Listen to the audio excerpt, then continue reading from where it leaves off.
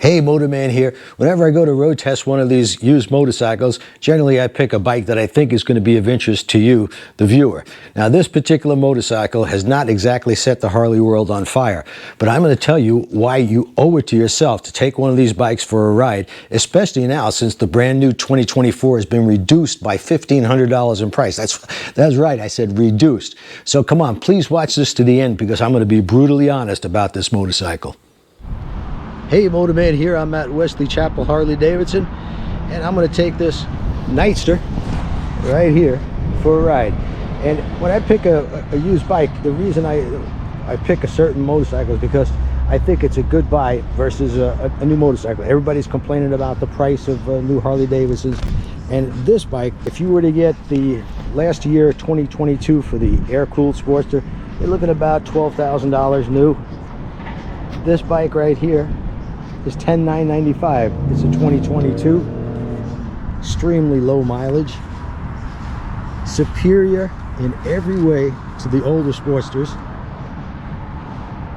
with one exception, in my opinion, is the styling.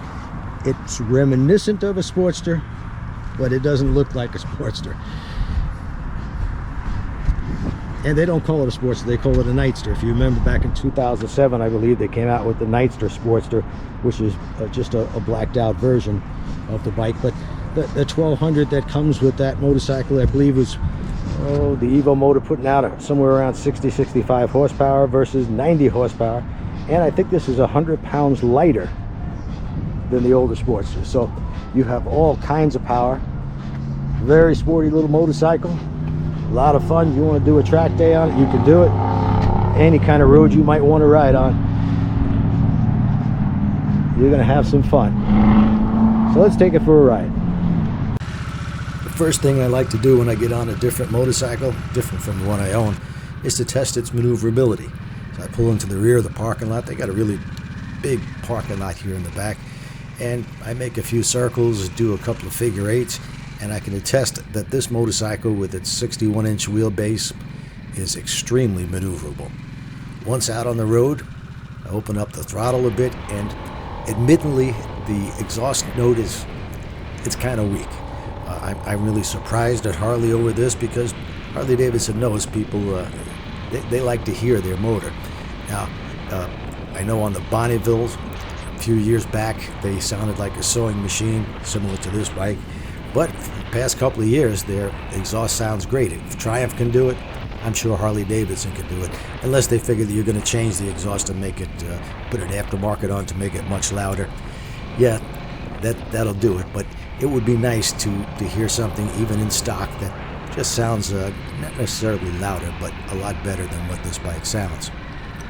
I should mention that though the exhaust sound is a little bit weak, the throttle body sounds great. When you open up that throttle and hear that intake whine, it's a nice sound.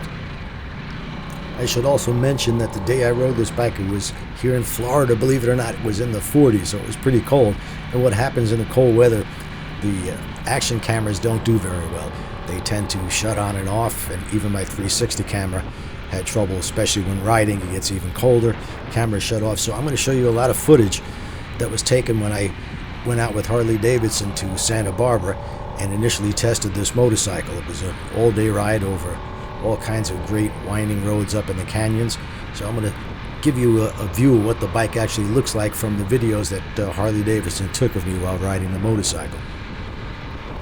Up in the canyons of California, oh man, this bike is just perfect for that type of road. It handles beautifully, far superior to the last Sportster models, or even the last Nightster, which I think came out in 2007. Again, they call this bike a Nightster, not a Sportster, but it was designed to be their entry-level motorcycle. Now here's some good news. As I said in the beginning, they've reduced the price of the 2024 models by $1,500.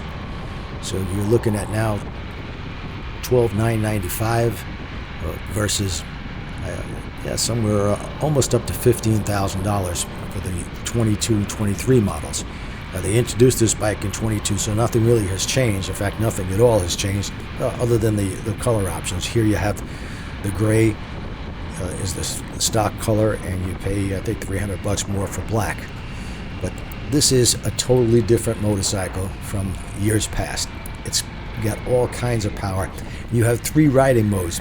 You have a rain mode, a road mode, and a sport mode.